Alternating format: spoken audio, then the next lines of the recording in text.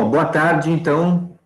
Hoje nós vamos para a nossa segunda aula de Química Enológica, onde nós vamos falar sobre métodos de separação, em que o principal deles é a cromatografia, tá? Então, hoje a nossa aula é sobre cromatografia. Eu vou colocar aqui para apresentar... Peraí, estou pegando errado. Para ficar mais fácil para podermos apresentar ali as coisas. Opa! Então, aqui é o nosso ambiente mudo, ele estava meio fora do sistema, meio fora do ar, ontem e hoje, então, estava meio instável, o pessoal estava lidando para poder consertar, acho que muita gente acessando e dar esse tipo de problema. Então, como nós falamos, na nossa última aula, a gente fez uma introdução, né? Tem aqui o nosso livro didático com essas indicações. Aqui está a gravação da aula, todos já perceberam, já viram isso, né? E aqui está palavras cruzadas. Só para mostrar aqui, né? Quando você clica, por exemplo, que aqui está, cliquei aqui, ele vai me dizer, ó, é uma técnica de análise muito usada para separar misturas. Bom, é justamente o que a gente usa para separar misturas. Tem quantas palavras? Tem 12, né? Vamos ver se é isso mesmo. Vamos ver. É isso mesmo. Então, o que a gente faz? Eu só vou colocar essa para a gente ver, ó. Revisar palavras. Ó, quando você clica em revisar palavras, ele está mostrando que ficou todas. Então, isso quer dizer que está certo. Tá? Só para tirar essa dúvida. Então, você faz em todas elas, e eu coloquei também que aceita espaços vazios, tá? Então, dependendo se for um nome composto, né, vai precisar isso, tá? Então, só para ficar bem claro ali sobre o que a gente... como funciona. E aqui é aquele que tem que entregar, né? Até o momento, né, tem 4 envios, né? Então, tem 3 pessoas que não entregaram ainda. Então, depois, o prazo vai até hoje, né? Depois eu vejo certinho que vai ver quem não entregou. Bom, hoje nós vamos falar sobre princípios de cromatografia. Cromatografia é um método físico-químico de separação, em que ele pode utilizar diversos tipos de fases, né? Pode ser por fase gasosa, por fase líquida, ou por fase de camada delgada, onde se utiliza de um papel, por exemplo, pode ser papel, né? E ali, através de um líquido, pode correr as amostras, né? Então, o princípio é que, aqui está mostrando por coluna, né? Tem uma coluna que é empacotada, quando a gente diz empacotada, é que é preenchida com um material que vai servir de fase fixa, né? A gente aplica a amostra e depois aplica o solvente, porque o solvente é que vai fazer com que as diferentes substâncias se separem, tá? Então, o princípio é esse, pode-se usar uma fase fixa que seja sólida, né, ou líquida, né, ou camada delgada, em que ali você pode ter um mecanismo de separação física ou você pode ter um mecanismo de separação química, tá? Então, aqui tem o nosso livro, né, e aqui tem uma tarefa que é um questionário. Aqui tem alguns materiais, tá, complementares, e aqui nós temos do Minha Biblioteca, lá que vocês acessam pelo SIGA, em que tem esses livros que trazem capítulos, né, a respeito da cromatografia. Bom, esse material aqui, ó, Introdução aos Métodos de Separação, é justamente esse material aqui que eu vou mostrar, um material que a professora Caroline Panseri fez, né, deixa eu colocar aqui, em que ela pegou, né, do capítulo 30 do Skug, né, não só dele, né, onde vai falar um pouquinho do que é o método de separação, o histórico, né, alguns conceitos especiais ou específicos, né, dessa cromatografia. Então, a gente não pode esquecer que quando a gente vai utilizar um método de separação, a gente quer fazer com que os nossos analitos reais, né, as nossas amostras, a gente quer tirar algumas informações delas, né? Então, a gente tem que, muitas vezes, essas amostras são complexas, elas são misturas complexas, e nós temos que fazer o quê? Nós temos que pegar e separar, muitas vezes, aqueles constituintes que possam ser interferentes. Então, eu tenho aqui a nossa amostra, e eu quero ou separar de forma completa os componentes, ou de forma parcial, onde eu tenho interesse em um. Né? Em alguns casos, a gente nem faz essa separação. Né? A gente não, às vezes, a gente faz a análise da amostra completa. Ou a gente trata essa amostra para poder fazer as determinações que nós queremos. Então, isso aí é o que a gente chama de analítica prévia, né? Onde eu separo primeiro para depois analisar. Bom, os métodos empregados, eles podem permitir ou não a identificação desses constituintes. Quando eu separo eles, com certeza permite, né? Porque eu tiro aqueles constituintes que possam vir a interferir. Em algumas técnicas de separação, essa identificação é obtida simultaneamente. Então, à medida que eu vou separando, eu consigo também fazer a detecção, a identificação e a quantificação, né? Às vezes não, às vezes eu preciso de outros procedimentos, outras etapas para poder identificar e medir, né, a quantidade desses constituintes. Então, aqui tem alguns, né, métodos de separação.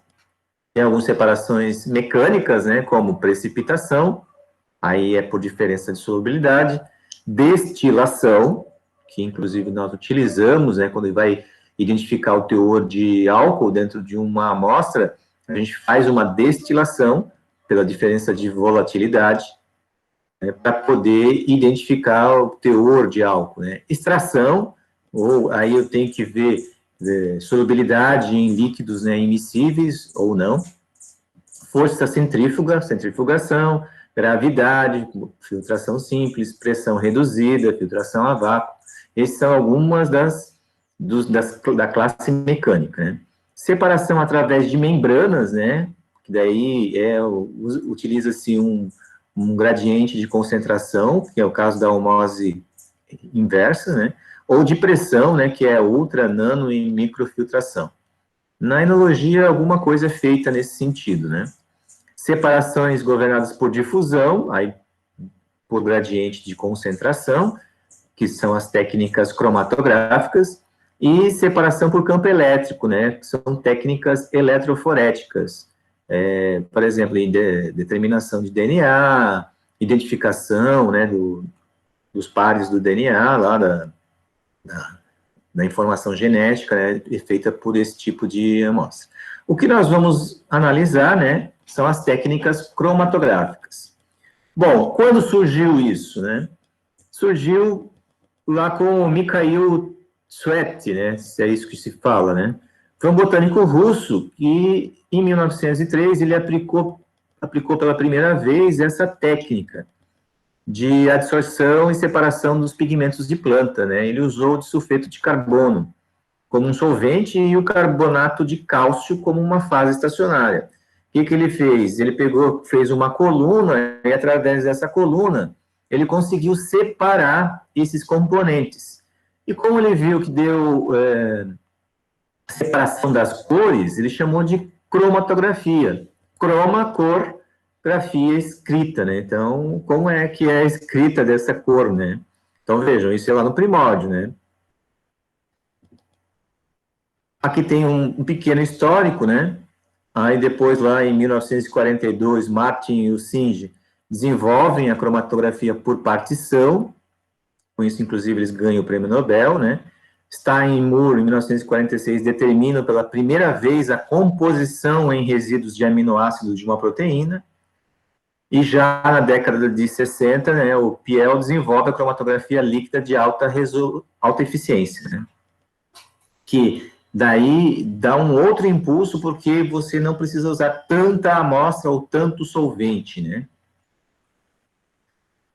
Bom, a definição da IUPAC, o que chama a cromatografia, né? É um método físico-químico de separação em que os componentes de uma amostra se distribuem entre duas fases. Uma fase chamada estacionária ou fixa, né?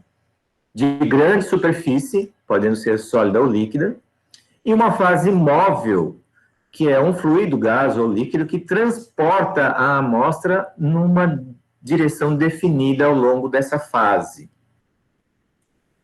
Aqui é o exemplo, né? Eu tenho a coluna, onde vai estar a nossa fase estacionária, e a gente aplica a amostra e junto vai percolando com o solvente, e o solvente que vai fazer a separação dentro dessa resistência que a amostra vai ter entre o solvente, que é a fase móvel, né, e a fase estacionária. Então, aquela substância da minha mistura que tiver mais afinidade pela fase estacionária, ela vai sendo segura mais tempo, enquanto que aquela que tem mais afinidade pela fase móvel vai saindo mais rápido, né? Como está acontecendo aqui, ó, o A tem mais afinidade pelo solvente do que pela fase estacionária. O B tem mais afinidade pela fase estacionária. Então, o A vai sair mais rápido e o B vai sair depois. Aqui, mostrando a eluição, que a gente chama, né, que quando coloca a amostra e coloca o solvente, a fase móvel. E conforme essa fase móvel vai percorrendo, né, e as interações entre fase móvel e a amostra, e a fase estacionária e a amostra, é que vão dar esses tempos de retenção, né, dos componentes dentro desta fase estacionária. E isso, no caso dos instrumentos, né, eles vão traduzir através desses picos. Então, aquele que saiu primeiro, que tem menos afinidade com a fase estacionária, sai primeiro, né? Aqui nesse caso é o componente A, é o primeiro pico. E o segundo pico é aquele que saiu por último, no caso dessa mistura que só tem dois componentes. Bom, não posso esquecer, né, que todas as separações cromatográficas, a amostra ela é dissolvida numa fase móvel, que pode ser um líquido, um gás ou um fluido supercrítico. Já utilizamos esse tipo de fluido, pode ser um líquido ou um gás que está numa temperatura alta, né? E aí ele tem um outro comportamento. As mais comuns não, as mais comuns a gente utiliza são solventes líquidos, né, ou gasosos, né?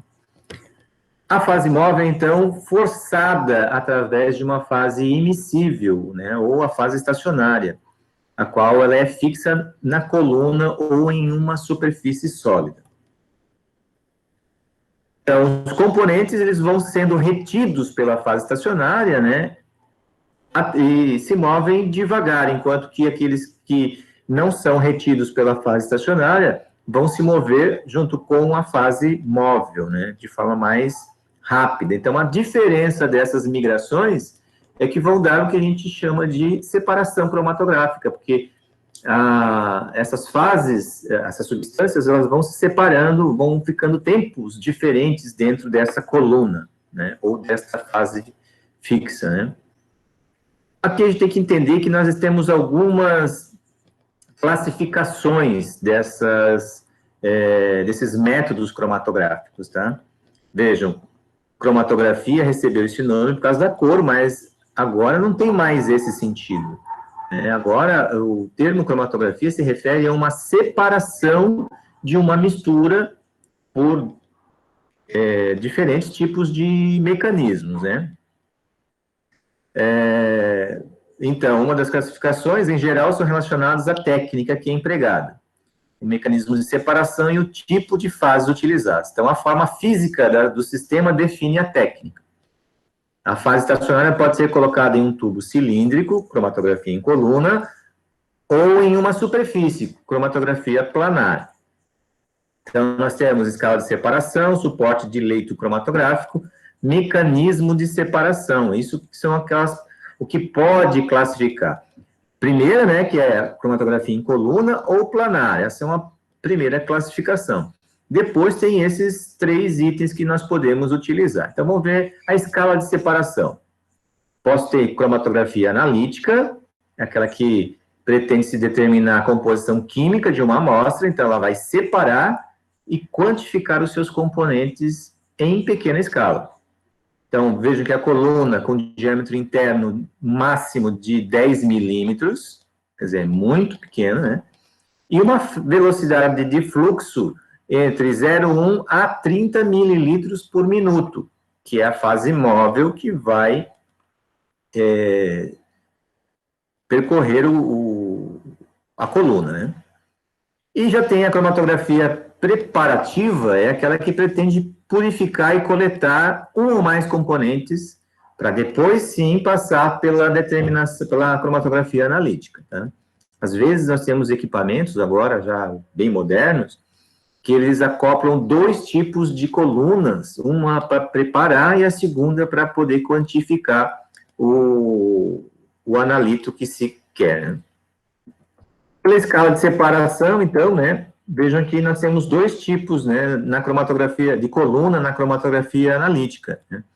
Aqui, veja só, nós temos essa aqui utilizada mais para cromatografia gasosa, em que a coluna, ela pode ter de 50 a 100 metros, né, de comprimento, por isso que ela está enrolada aqui, ó.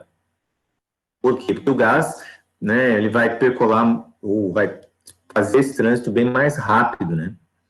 E tem as colunas menores, que geralmente são utilizadas para a cromatografia líquida, dependendo do que você quer analisar, né? E tem a cromatografia preparativa, que utiliza já uma escala industrial, pode purificar até 1 quilo de material, né? Aqui o volume de coluna é 300 litros, né? Que você pode utilizar para preparar os materiais que você quer. Então, aqui nesse escala industrial também é mais utilizada para purificar material para ser utilizado em determinadas funções, né? Quanto ao leito cromatográfico, né, nós temos aqui, fase estacionária está inserida num tubo ou coluna, como está sendo mostrado aqui, né, ou ela pode estar suportada numa superfície. Aqui, por exemplo, nós temos a cromatografia de papel, que é muito utilizada, né, na enologia, né, principalmente para fazer o controle da fermentação malolática, né. Então, aplica-se a amostra, coloca-se ela pendurada e imersa, a ponta, né, imersa dentro de um solvente que vai fazer com que aconteça a separação dos componentes à medida que esse líquido vai percolando o papel, né, no sentido ascendente. Com relação ao mecanismo de separação, posso ter cromatografia de adsorção, quer dizer, aqui é como se estivesse mostrando o interior da coluna, né, essa coluna é empacotada com um material que tem esse tipo de ranhura, né, e à medida que passa a fase móvel, né, os componentes acabam criando uma adsorção na superfície dessas ranhuras, né. Então, aqueles que têm maior afinidade acabam ficando um tempo maior retidos e os outros vão seguindo com o fluxo do solvente, da fase móvel. E tem a cromatografia por partição, onde a separação tem por base diferentes solubilidades, né? Então, acontece um equilíbrio dos componentes da amostra entre a fase móvel e a fase estacionária. Geralmente, a fase sólida, ela é sílica, né? Ele é uma sílica que é depositada, então ela vai ser uma fase extremamente polar, e que o equilíbrio entre fase móvel e essa fase sólida é que vai fazer com que aqueles compostos mais polares tenham mais afinidade pela essa fase sólida e menos afinidade com o solvente. Quer dizer, cria-se um equilíbrio, vai passar, mas vai passar com tempos diferentes. Um outro mecanismo de separação é a troca iônica, né, em que a superfície lá do composto que é empacotado a coluna, né, ele tem lá cargas iônicas e acaba trocando com a substância que vai passar na amostra, né. E tem a por exclusão molecular, né, que é a separação por tamanho de moléculas. Então, sai solutos maiores, vão passando com maior velocidade, enquanto que os menores ficam mais tempo retidos, né? E temos também a por afinidade. Então, aqui, por afinidade, mostrando, né, que baseia-se naquela interação específica de molécula do soluto e uma segunda molécula que se encontra covalentemente ligada na fase estacionária. Então, já se sabe quais são as moléculas que estão lá, né? E, por afinidade, elas ficam mais tempo. Então, aqui, por exemplo, ó, mostrando um desenho, né? É um encaixe desse tipo que tem afinidade para fixar ou ficar mais tempo, enquanto que essa aqui, de baixo, né, não tem essa afinidade, passa mais rápido. Então, aqui, só para a gente ter uma ideia, né, a gente pode classificar conforme o estado físico, né? Então, eu tenho aqui, ó, cromatografia líquida. Então, a fase móvel é líquida. Então, eu tenho um método específico líquido-líquido, quando a fase estacionária é líquido absorvido num sólido, tipo de equilíbrio, partição entre líquidos immiscíveis. Fase líquida ligada, espécie orgânica ligada covalentemente em uma superfície sólida, aqui acontece por partição entre a fase líquida e a fase ligada. Líquido sólido, porque a fase estacionária vai ser um sólido, então acontece adsorção nessa superfície, e pela diferença de adsorção é que os componentes vão se separando. Troca iônica, então tem uma resina de troca iônica na coluna, e aí acontece a troca iônica. Exclusão molecular, o líquido nos interstícios de um gel, e que aí acontece a exclusão estérea, né? Então os maiores saem primeiro e os menores vão ficando mais tempo retidos. E na fase cromatografia gasosa, eu tenho gás líquido, o líquido absorvido num sólido, daí na coluna, acontece partição entre gás e líquido. Gás, fase ligada, né, que é a espécie orgânica ligada covalentemente na superfície sólida, então há uma partição entre gás e fase ligada. E a gás sólido, onde a coluna ela tem um sólido dentro dessa coluna, e acontece a adsorção. Por adsorção, moléculas vão ficando mais tempo retidas que as outras. Aí, qual é o sinal que a gente interpreta, né? Porque quando essas moléculas passam pela coluna cromatográfica, elas vão chegar numa seção em que vai ter um detector. E esse detector, ele vai mandar um sinal para um programa, para um aplicativo, né, que interpreta isso e converte em um sinal gráfico, né, que é o que a gente chama de cromatograma. Então, ele vai mostrar o tempo que ficou retido dentro da coluna, quanto tempo ele ficou retido, e a altura, porque a altura ela é uma resposta à quantidade de substâncias que tem ali. Claro que para poder ter esse tempo, ou indicar essa, tempo não, mas indicar essa quantidade, previamente se faz uma curva de calibração para aquele componente de interesse. Por exemplo, digamos que eu quero fazer lá uma análise de açúcar, então eu não quero gastar muito do meu vinho fazendo as análises em laboratório para ver a questão de açúcar, né, residual. Eu faço uma curva de calibração e depois eu coloco uma pequena amostra e ele vai me dizer para aquele volume quanto que é a concentração. Seria ideal toda a vinícola ter um aparelho de cromatografia, mas tem um problema, né? São equipamentos caros, por isso se faz, muitas vezes, análises por titulação, que são mais baratas, né? Então, vejam que eu tenho a posição, que é em função do tempo, que é a identificação, o tempo de retenção, e a área deste pico, vamos dizer assim, né? Indica a quantificação. Lógico que para isso eu tenho que fazer a curva de calibração para determinar com certeza, né, quanto que tem Os softwares já fazem essas conversões muitas vezes, tá? Os mais modernos, então, já dão tudo para você. Se ele não tem na memória dele, é só fazer a curva de calibração, ele já vai. Então, o que é o tempo de retenção? Tempo de retenção, ou TR, é o tempo que esse componente levou entre a aplicação na coluna e a saída dele na coluna. No cromatograma, ele indica, ó, o tempo zero é quando foi injetado, o tempo que saiu esse componente é justamente no meio desse pico, né? Geralmente é comparado lá com a parte de cima, né?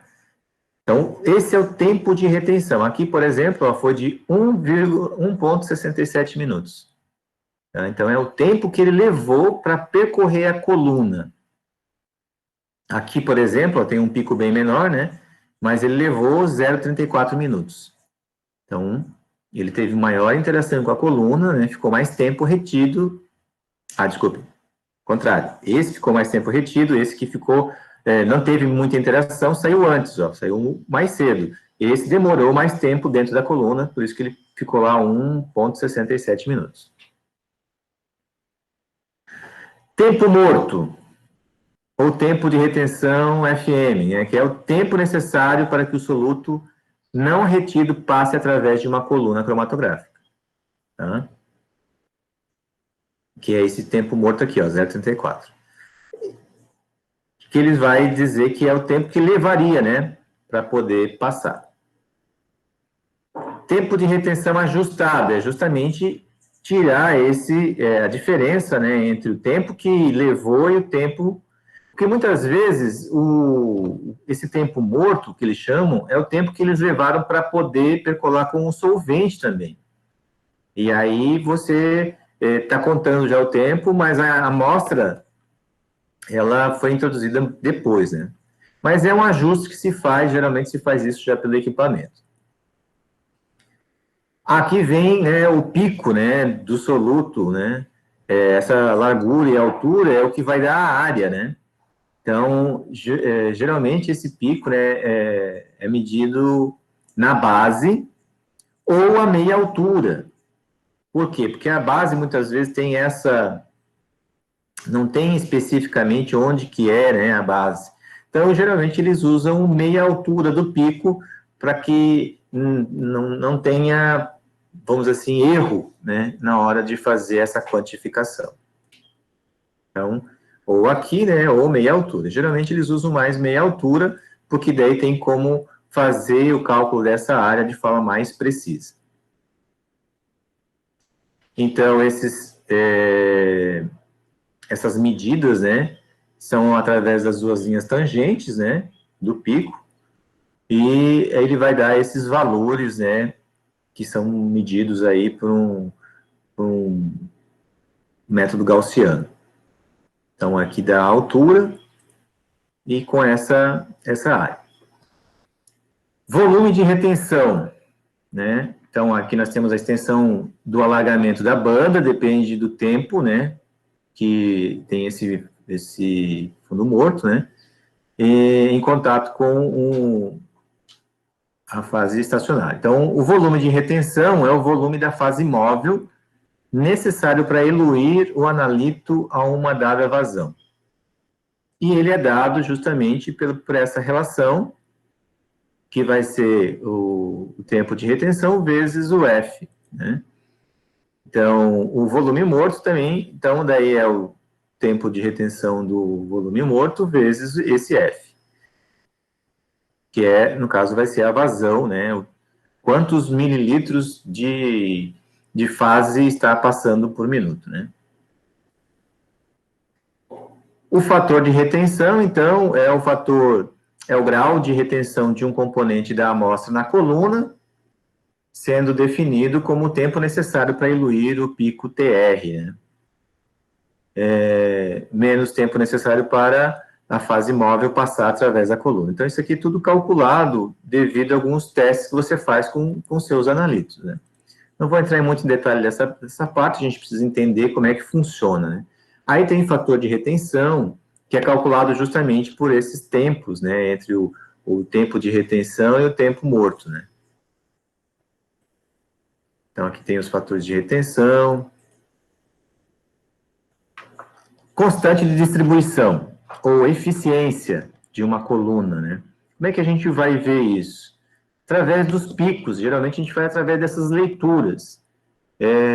Por quê? Porque a eficiência, para nós, ela tem que ser no sentido em que eu não deixe os picos ficarem muito, muito próximos. Se ficar muito próximo, eu tenho que mexer nos parâmetros, né? Então, aí eu tenho a ver entre a relação entre fase móvel e fase estacionária. E muitas vezes a gente também vai trabalhar com as questões do tempo, né, da vazão, se bem que a vazão a gente procura sempre deixar constante, né, para não ter uma interferência, e trabalha muitas vezes com questões como temperatura, né, ou se eu não tenho o trabalho a temperatura, porque a temperatura geralmente é utilizada numa cromatografia gasosa, né, a gente trabalha com a vazão no sentido de, no caso da líquida de alta eficiência, a gente aumentar a pressão ou diminuir a pressão. Tá? Deixa, inclusive, vamos passar mais adiante para mostrar alguns itens mais importantes aqui. Uma outra questão, quando se fala na eficiência, é o que a gente costuma dizer, chamar de pratos. Eficiência no número de pratos. Da onde veio isso, né? O número de pratos veio da coluna de destilação. A mais famosa é a destilação do petróleo, né? Onde tem uma coluna com vários pratos em que a gente chama de eficiência, porque pratos de eficiência, porque tem, dependendo da temperatura, que nesse caso, né, ela consegue separar produtos distintos nessa destilação. Então, a eficiência aqui, no caso da cromatografia, é chamada de pratos, né, número de pratos teóricos que se utiliza. Por quê? Porque daí é a eficiência que ela consegue separar um componente da mistura de outro. Então, é isso que ele vai querer falar com essa parte. Essa eficiência, né? Então, o número de pratos, ela é essa medida que a gente utiliza essa fórmula aqui, ó. Vejam, que é justamente, se eu quero ter uma maior eficiência do pico, né? A gente pode calcular através desses itens aqui, ó. N igual a 16 TR sobre WB ao quadrado, onde WB é a largura do pico, né, ou da metade do pico, o TR é o tempo de retenção. Ou a gente utiliza com esse aqui, quando é para meia altura do pico, né. E aí você consegue identificar, ó, quanto maior o número de pratos teóricos, mais eficiente é a tua separação, é como está mostrando o pico aqui, né? Aí aqui tem a questão de altura equivalente de um prato, e aí eu não vou entrar em detalhes, né, porque é extremamente conceitual, né? Agora, vejam aqui a diferença do número de pratos, isso é importante. Se o meu pico, quanto mais, vamos dizer assim, arredondado for o meu pico, o número de pratos diminui. Agora, quanto mais agudo for esse pico, quer dizer que o meu número de pratos é grande, é alto. Esse é muito mais eficiente do que esse. Claro, para o equipamento, ele vai medir, ele vai dar a área e tudo mais, mas para nós, já fica claro que a eficiência não está sendo tão grande. Né? Por quê? Porque se na minha amostra tem muitos componentes para separar, eles vão ficar muito próximos, né? E aí vai dar problema na leitura. Então, aí tem também resolução, que aí a gente trabalha com os tempos de retenções diferentes, quando eu quero separar dois componentes. Né? Aqui, por exemplo, aqui deu uma resolução de 1.8. Não é ruim, porque eles não estão sobrepostos. Mas e quando tiver esses problemas aqui, ó? Vejam, esse pico enorme aqui, na verdade, pode ser 2 picos. Então, a resolução é muito baixa. À medida que eu consigo separar os meus picos, a minha resolução vai aumentando. E é esse que é o objetivo, é o quê? Conseguir separar completamente os componentes, e não deixar eles juntos, né?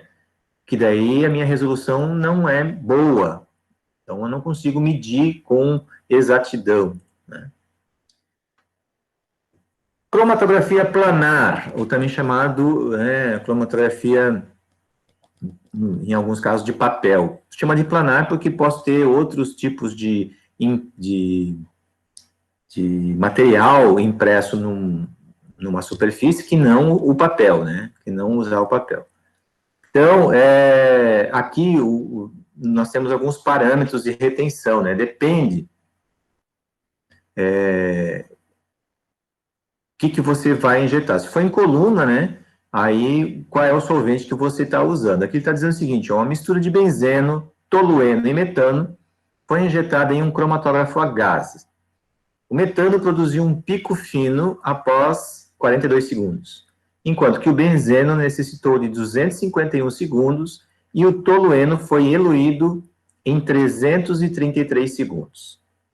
Então, determine o tempo de retenção ajustado e o fator de retenção para cada soluto.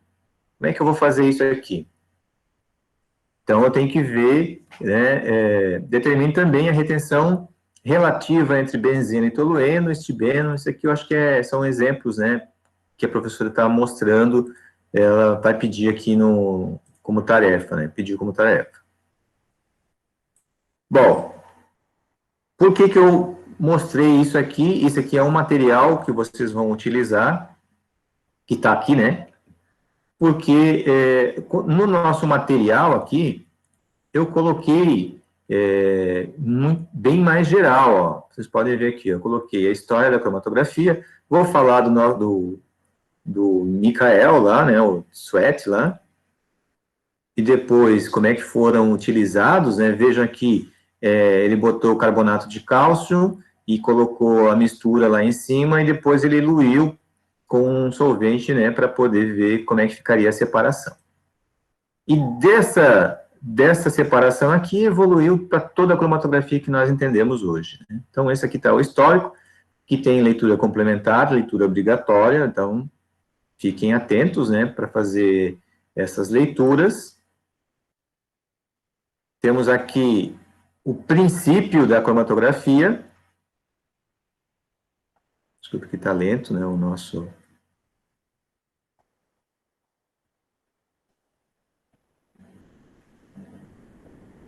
Onde vou falar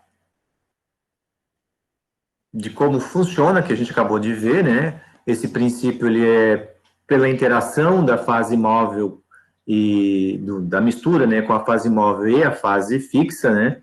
Então, conforme essa interação, né? Aqui, inclusive, mostrando o que o idealizador lá fez, né? Ele colocou a amostra, colocou éter de petróleo, carbonato de cálcio. Vejam que a amostra, ela tem interações diferentes com a fase móvel e a fase sólida, por isso que há um tempo de retenção diferenciado para cada um, né? E isso que ele vai falar aqui. Então, imagine o seguinte, eu coloquei a minha amostra lá no cromatógrafo, injetei e coloquei a minha fase móvel. O que vai acontecer, né? O que vai acontecer com esses componentes diferentes? Como eles têm diferentes interações entre a fase móvel e a fase sólida, aqui pode ver que os quadradinhos estão ficando mais para trás, porque tem maior interação com a fase sólida. Então, eles vão ficar um tempo mais retido, enquanto as bolinhas... Boa tarde, Felipe. Enquanto as bolinhas, eles vão tendo menor afinidade com a fase sólida e mais afinidade com a fase líquida, por isso que eles vão, fase móvel, né, eles vão saindo mais rápido. Então, quando ele chega no detector, sai um ponto indicando que é a fase desculpe, é um pico identificando esse componente. Enquanto, depois de um certo tempo, vai sair o segundo componente, né? Então, esse é o princípio, conforme a interação. Aí tem que entender o seguinte, né? Dependendo do meu solvente, eu posso ter solvente polar ou posso ter um solvente apolar. E a característica da coluna também, ela pode ser polar ou apolar, né? Se não for de uma outra característica, como exclusão e tudo mais. Então, as interações dos componentes com essas duas fases é que vão dar essa capacidade de separar os componentes da mistura. Aqui tem a classificação, né, a gente já falou, mas aqui tem algumas fotos para poder ter uma ideia, né? Aqui, vejam a coluna líquida, né? Ela é empacotada com uma substância, né? A planar, né? Ó, aqui de papel, vejam que está correndo, ele foi acelerado, claro, o vídeo, né? Botar aqui as amostras, o solvente vai percolando o papel e vai separando os componentes das tintas aqui, né? Fase móvel empregada, podendo ser cromatografia líquida, cromatografia gasosa.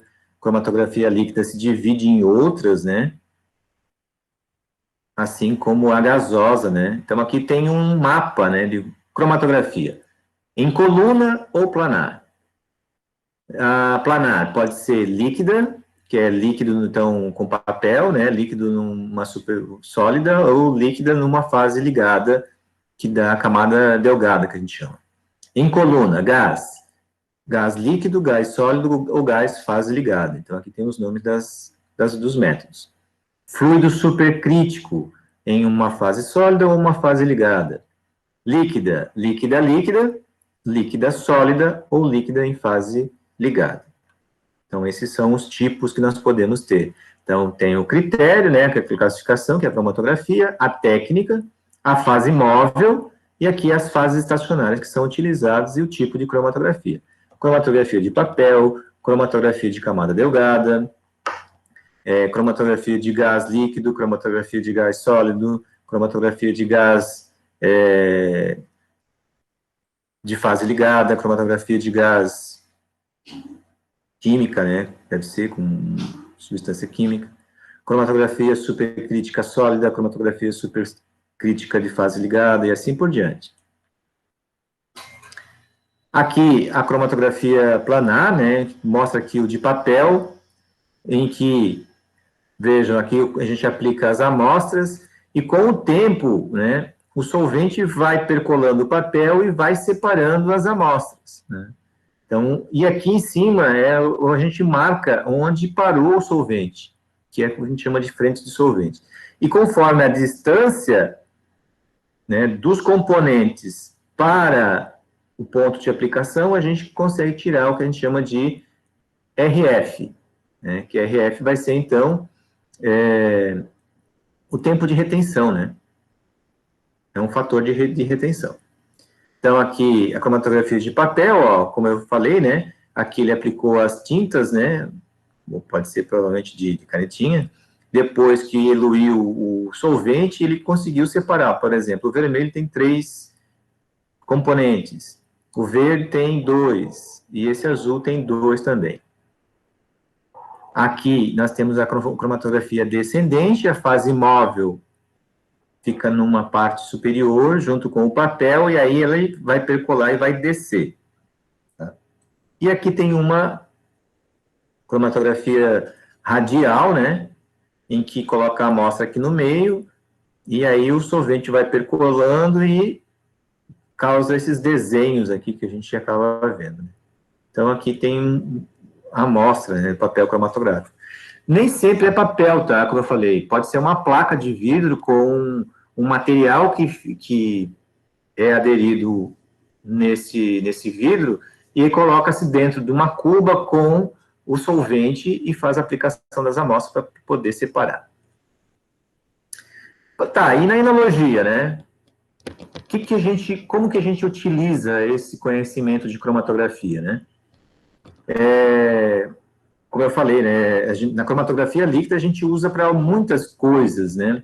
Muitas separações, né? Um exemplo aqui, né, é o controle da malolática, né? Então, aqui tem uma foto mostrando, uma cuba de vidro, lá no IFSC a gente usa, né, um vidro de conserva grande, né, para poder colocar o papel, a gente coloca, inclusive, ele na forma cilíndrica, para facilitar a entrada e saída, usa-se um solvente, como a gente está mostrando aqui, E aí, aqui, ó, usa-se para fazer o controle da malolática. O que é a famosa fermentação malolática, né? Na verdade, tem uma enzima que vai fazer, que geralmente é produzido por bactéria daí, que o ácido málico, que tem duas carboxilas, acaba, por essa enzima, sendo transformado no ácido lático e liberando CO2.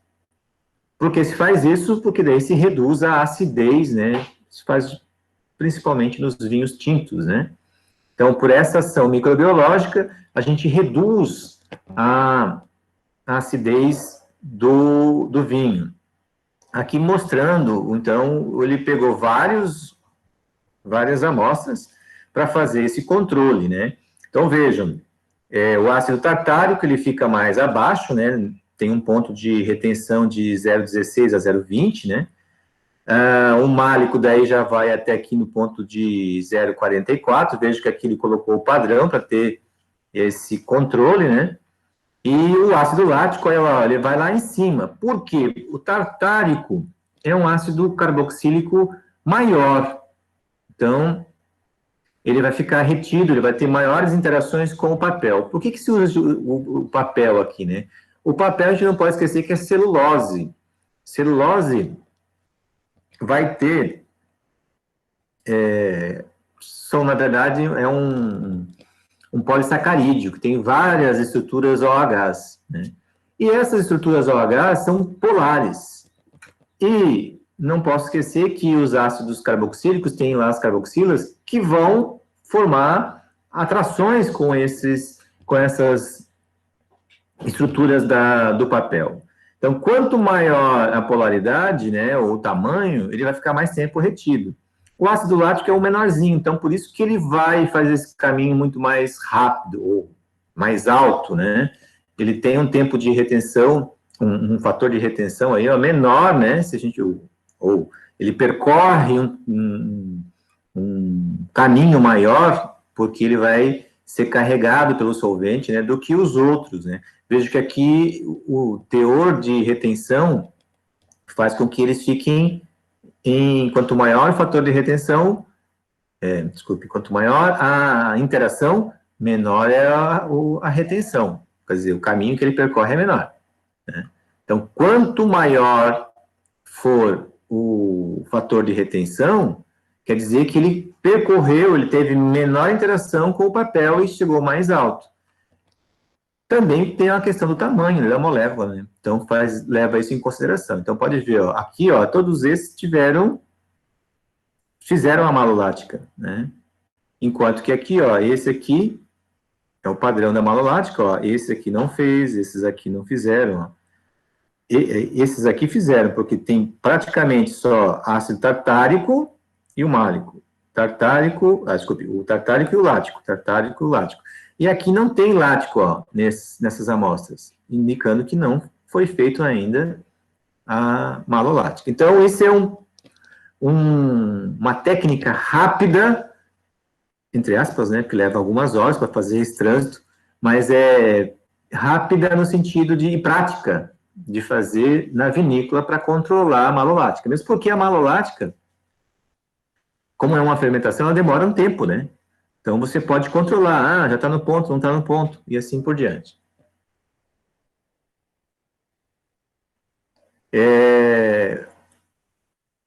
Aqui falando sobre cromatografia de coluna, né?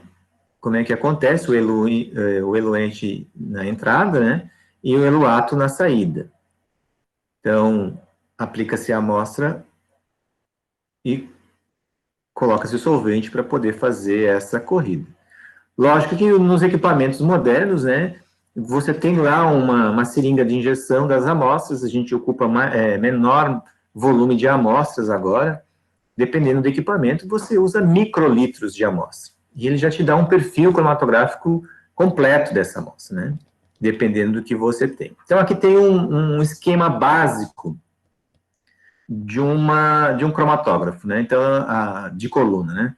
Então, nós temos aqui o nosso solvente, né? Ou nossa fase móvel. Aí, ele vai passar por uma bomba que vai jogar esse componente na coluna. Aqui, ó, no item C, nós temos a parte da injeção, né, a válvula de injeção, onde você coloca a sua amostra. Veja que vem o solvente e vai carregar através da coluna e vai levar ele até um detector, né?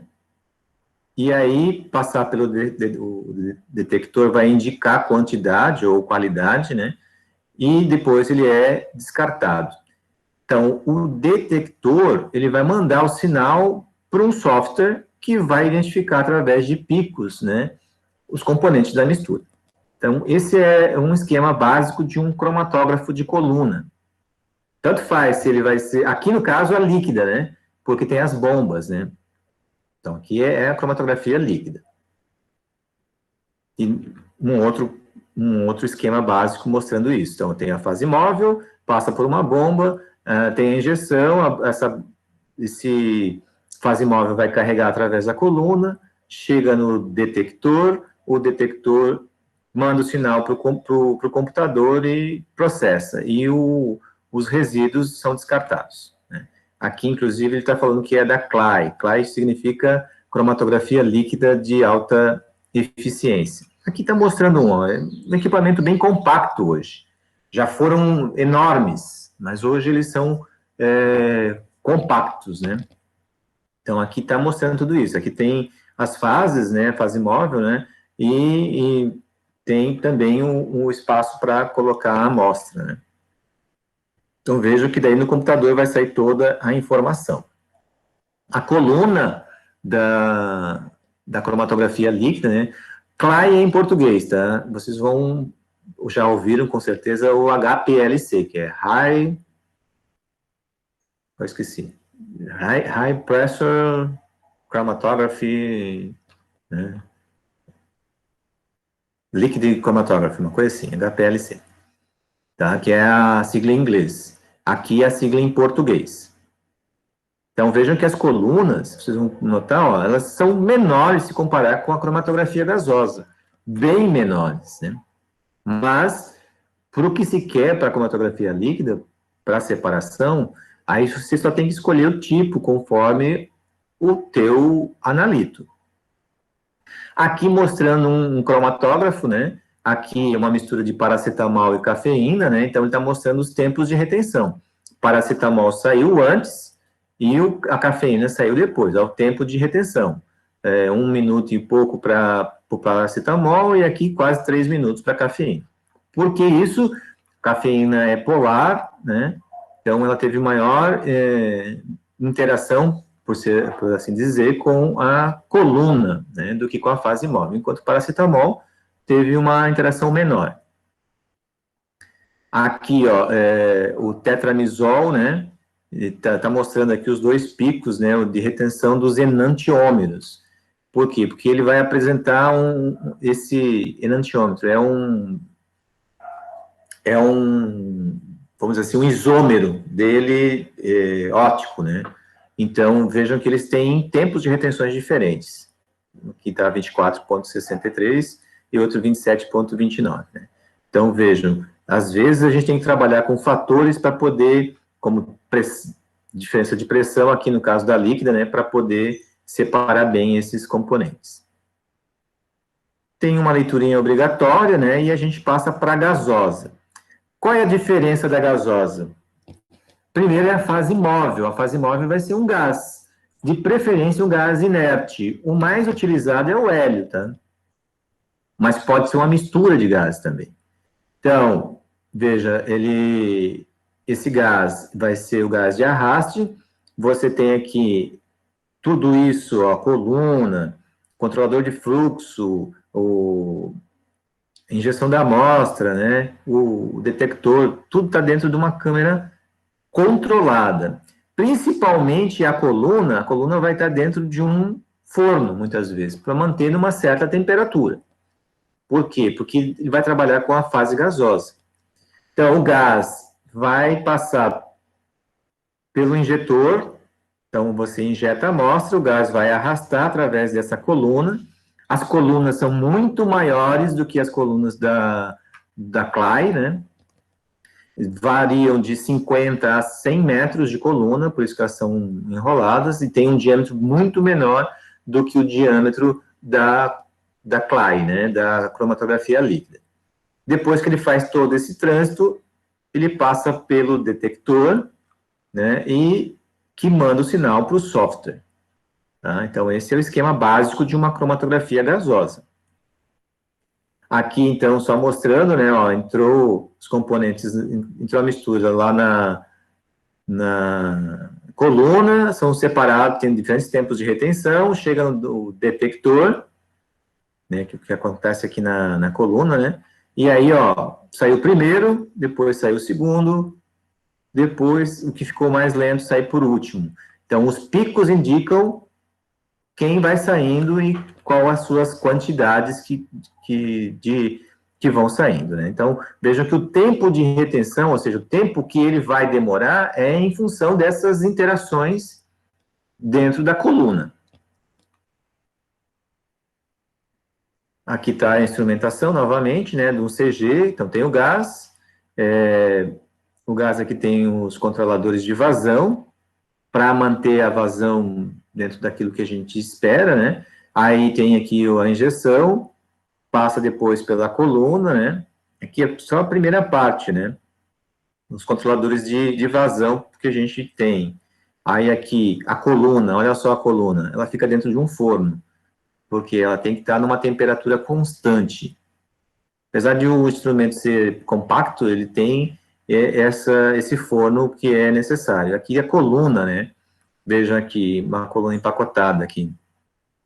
São colunas capilares, ó. Aqui de 5 metros, já está quase que em desuso, mas ainda tem alguma coisa. E aqui tem a de 100 metros, ó. Vejam que a diferença básica delas, né, é o diâmetro, né. Vejam aí, ela toda empacotada com uma substância, que pode ser uma substância polar ou uma substância apolar. Depende daquilo que vai se querer, né. Pode ser sólida, ou pode ser um sol gel, né. Aqui mostrando, né, o sistema de injeção, onde você vai aplicar a amostra. Tem aqueles que aplicam diretamente na coluna, ou tem um que aplica num sistema que faz o que a gente chama de emissão controlada. Ela dá um tempo entre o pulso de um e o pulso de outro, né, da própria amostra, para poder controlar essa injeção. Aqui, então, geralmente são microseringas, vejam só, 10 microlitros. E na cromatografia gasosa, eu só posso fazer análise de substâncias que possam, numa certa temperatura, volatilizar, tá? Não posso usar substâncias que não volatilizam, porque daí vai entupir a minha coluna, não vai funcionar, vai estragar a aparelhagem, tá? Então, aqui está mostrando essas microseringas, né? Então, você coloca quanto você quer de amostra, você mede, né? São extremamente precisas essas microseringas. Também tem uma leiturinha aqui que é interessante fazer. Na cromatografia líquida, para ficar bem importante, né, bem fixa, aqui tem uma aula da Univesp que eu achei bem interessante sobre cromatografia líquida, que, se não me engano, são 15 a 20 minutos, que é interessante vocês lerem. Desculpe, assistirem, tá? Aqui tem a cromatografia gasosa, né? Também é um vídeo, né? E aqui nós temos algumas aplicações voltadas para a enologia, né? Para análise dos vinhos, né? Então, na cromatografia gasosa, que ela é muito utilizada para quê? Para determinação de voláteis. Inclusive, até já se desenvolveu um tipo de cromatografia que eles estão chamando de nariz eletrônico. Por quê? Porque ele vai sentir os odores, né? Ele vai classificar esses odores. E vejam que ele consegue, dependendo do aparelho, medir até aqueles que são traços praticamente, né? Estão na casa do nano, né? Nanogramas por litro, né? Então, mas a gente pode utilizar onde? Determinação de aldeído acético, acetato de etila, metanol, que é um importante álcool, né, que a gente tem que determinar. Por quê? Porque ele é tóxico, né, então não pode estar no álcool, desculpe, não pode estar no vinho. Tem uma legislação bem rigorosa sobre isso, tem que ter lá, os brancos, se não me engano, até 300 miligramas por litro, o ppm, e enquanto que os tintos até 350 ou 400, uma coisa assim, tá? Por quê? Porque senão, se estiver acima, pode causar muito problema para quem bebe essa bebida, né? E os álcools superiores também. Então, algumas vinícolas utilizam esses métodos, né? Bom, que vinícolas podem utilizar isso? Aquelas grandes, né? As grandes cooperativas, né? Por exemplo, a Salton, né? Ela tem um laboratório de excelência lá que mede todos os parâmetros de vinho, de suco, né? Então, por quê? Porque ela é uma grande cooperativa, uma grande empresa que tem capacidade de montar esse laboratório. Não só a Salton, mas a Aurora, né? Então, tem essa capacidade para fazer esses controles. Já as outras vinícolas, não, elas vão mandar para laboratórios credenciados para poder fazer esse tipo de análise, né?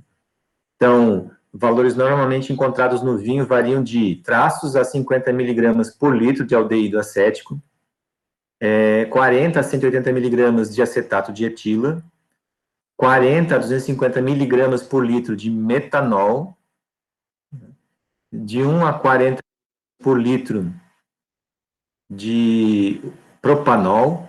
Pode falar, José. Eu só ia fazer o comentário ali quando o senhor falou da questão da quantidade do metanol. Eu já li alguma coisa a respeito aí inclusive pode causar cegueira e até outros problemas. Eu imagino Sim, assim pode levar à morte.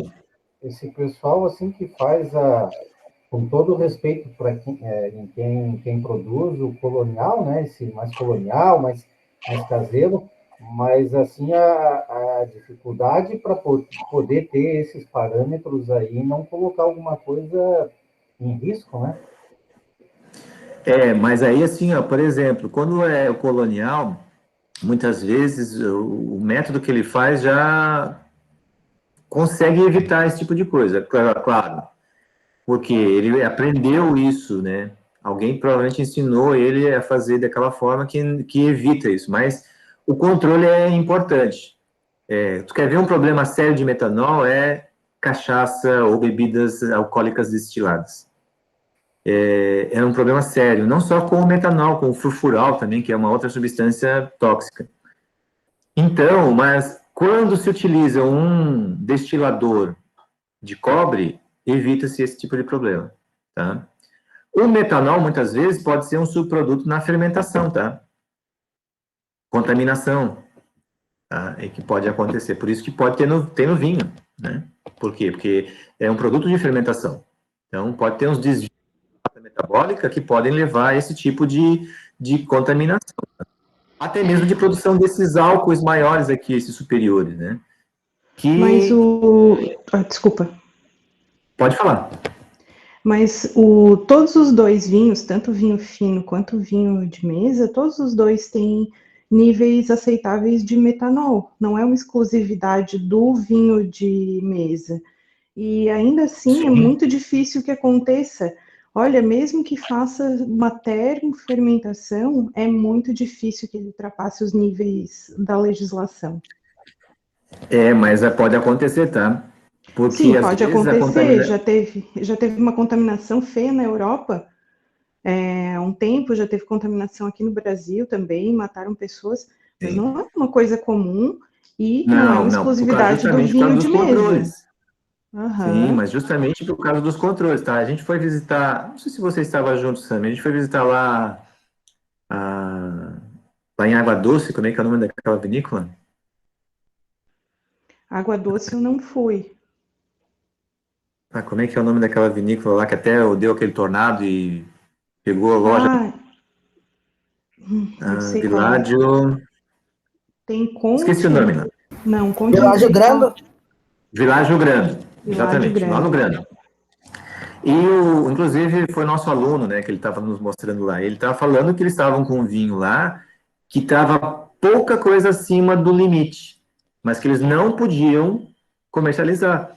Então, eles estavam esperando chegar um outro vinho envelhecer conforme estava aquele, né, para eles poderem misturar os dois para poder ficar dentro do limite do metanol. Mesmo que estoure um pouquinho, mas é a legislação, né? Se for passar por uma inspeção e ver que está acima, a multa é muito grande, né? Corre até o risco de perder o... Mas, claro, Isso que é uma tem que ser um vinícola também nível, grande, né? tem que ser um nível alto de metanol para poder causar cegueira, para causar problemas sérios, tá? Em São Paulo, se não me engano, não sei se foi na década de 80, década de 90, principalmente os contrabandeados, né? Teve um acidente lá numa boate lá em São Paulo que o saldo foi 3 pessoas mortas e 2 cegas, né? Justamente por causa disso, né? Por causa da intoxicação por metanol. Mas pode perceber o seguinte, né? O vinho colonial, quando não tem os controles, né? Principalmente por causa desses álcools superiores ali, pode estar um pouquinho acima, né? Eles acabam causando um probleminha de dor de cabeça, muitas vezes, nas pessoas, né? Claro, se tomar demais, né? O fator é intoxicação por álcool mesmo, né? Por causa do etanol, né? Mas eles têm outras substâncias diferentes do vinho fino. É inegável, né? Mesmo porque a uva é completamente diferente, né? Bom, aqui ele está falando como é que ele faz, a medida em miligramas por litro, né? Então é o tempo de retenção, tudo mais que a gente vê, a área dos picos, né? Então ele está mostrando aqui como é que se faz isso, né? O glicerol também é um dos componentes que são produzidos, né? Na fermentação, né? Então veja que o glicerol, depois da água e do álcool, é um dos componentes mais importantes do vinho, por ser formado durante o processo fermentativo. Então, ele vem pós-fermentação, né? Então, aqui ele vai mostrar isso também, e a cromatografia líquida de alta eficiência. Como é que ela contribui para a enologia, né? Então, identificação do ácido tartárico e málico, né, e o ácido sórbico, né? Então, a gente tem condições de controlar esses conteúdos, né, através da cromatografia líquida de alta resolução, né? Então, vejam, a cromatografia é muito importante, né, para a produção vitivinícola, né? Tanto que as empresas, elas correm muito risco nas vinícolas pequenas, né? Porque daí eles periodicamente têm que mandar suas amostras para fazer o controle, né? Num laboratório credenciado. E vejam que pode correr o risco de perder todo um lote, né? Se tiver erros na fermentação, no controle ou assim por diante, né? Pode acontecer, né? Pode acontecer. Ainda bem que nada se perde, né, na indústria vinícola, né? Se tiver problemas nesse sentido, por exemplo, a alta de metanol ou coisa parecida, pode transformar isso em um derivado, né? Transformar em outra coisa, né? Em um destilado, né? Coisa parecida. Aqui tem as referências, tá? Desse material. Como eu falei, tem todo o material que eu coloquei lá, inclusive, né? Aqui na nossa página, tem toda uma questão de referências. Aqui tem especificamente da cromatografia líquida, tá? As aulas da cromatografia gasosa.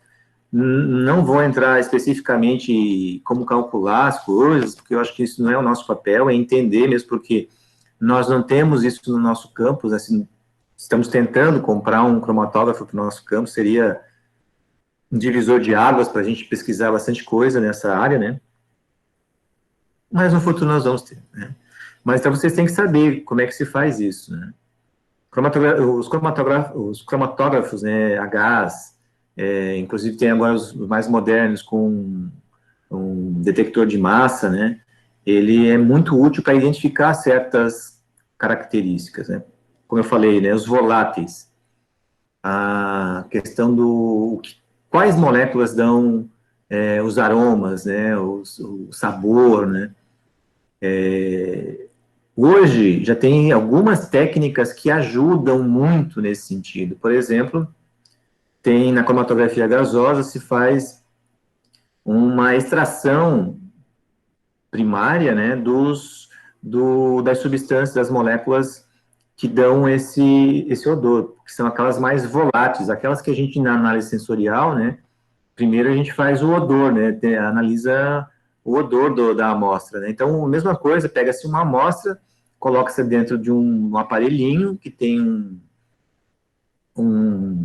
digamos assim, como se fosse uma agulha porosa, e aquece aquela amostra a uma temperatura, 50, 60 graus, e aí você consegue fazer essas moléculas irem para a fase gasosa e você consegue extrair somente da fase gasosa essas moléculas. Leva no cromatógrafo e consegue identificar quais são essas moléculas, né? Então, muita gente, muito trabalho mostrando o perfil aromático, né, dos vinhos varietais, né, Cabernet Sauvignon, Merlot, tem muitos desses materiais já tentando identificar essas substâncias, né?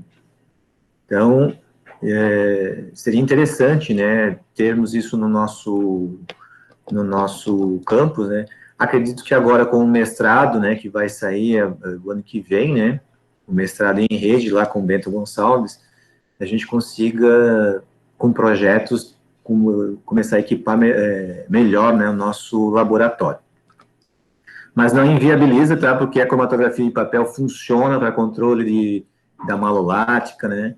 Então, as outras análises que a gente faz no laboratório servem muito para manter o perfil de qualidade tanto do processo como do material, do produto, tá? Então, nós temos aqui uma tarefa, como eu falei para vocês. A nossa tarefa aqui, deixa eu só mostrar para vocês, é um questionário. Então, ele vai falar sobre cromatografia gasosa, líquida, né? Ele vai ter questões objetivas, às vezes tem questões que vai mostrar um cromatograma, né? Para pensar um pouquinho, né? E aí ele vai para fazer a associação, verdadeiro ou falso, tá? Então, abrimos hoje, então, esse questionário, até deixa eu ver se está certinho aqui, a data. Então, a duração, não estava... Hoje é dia 18, ó, começa então hoje, né? 14 horas, né? Vamos botar certinho. E vai até a semana que vem, mais 7 dá 25, né? No dia 25 de junho, às 23 horas e 59 minutos, tá? Então, vocês têm esse prazo para poder resolver esse questionário. Até vou salvar aqui para não ter problema. Tá certo? Então, tem uma semana para vocês resolverem o questionário sobre essa unidade curricular. Desculpe, sobre esse estudo, né? E o próximo estudo vai ser sobre espectroscopia na semana que vem. Beleza? Eu preferi colocar algumas técnicas que não são muito usuais, mas que são muito importantes. Para depois falar dos constituintes da uva, vocês vão entender por quê. Porque muitos constituintes a gente já vai associar com tipo de separação de mistura, com tipo de análise, para poder associar com essas análises. Certo? Alguma dúvida? Professor, Diga. ali esse que o senhor falou ali, que em relação à cromatografia do papel, que ela seria mais acessível, essa aí, o campus teria o material? Sim, não, isso a gente faz. Ah, tá. Eu ia perguntar se nós íamos ter acesso a um teste, Sim, teste desse sim, na parte sim. prática e tal, para poder visualizar ele e tal. Sim, é assim que a gente voltar, porque a gente, como eu falei no primeiro encontro, né, nós teremos 20 horas que vão ficar suspensas, né? Então, a gente, quando voltar com a oportunidade de ir para o laboratório, presencial, nós vamos ter, e uma delas vai ser fazer a cromatografia de papel para identificar se teve ou não fermentação malolática. Como aquela que eu mostrei aqui para vocês, É. no livro, né? Aqui, deixa eu ver se é essa aqui. Como eu mostrei aqui, ó, só a gente não tem uma cuba quadradinha como essa, tá? Mas a gente vai fazer e vai ficar dessa forma aqui. A gente aplica as amostras, a gente aplica a amostra no papel, a gente não vai aplicar tantas amostras, a gente vai aplicar o padrão. O padrão é geralmente onde vai ter a mistura do tartárico, do málico e do lático. E aí a gente vai aplicar as outras amostras que a gente vai que nós vamos analisar. Aí provavelmente a gente vai colocar lá o vinho, algumas amostras de vinho tinto, né? Algumas misturas que a gente, de repente, a gente coloca para a gente ver se tem ou não tem, tá?